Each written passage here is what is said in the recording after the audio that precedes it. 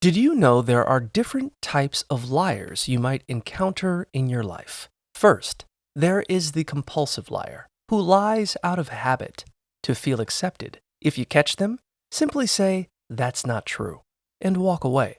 Pathological liars are even more unique because they often mix fact and fiction until they actually believe their own stories. You might also meet the narcissistic liar, who acts as the hero or victim in every tale to gain attention. Then there's the impressive liar, who isn't trying to be mean. They're just insecure and want to be the most liked person in the room. Don't forget the avoidant liar, who views conflict as a nightmare and dances around the truth just to keep the peace.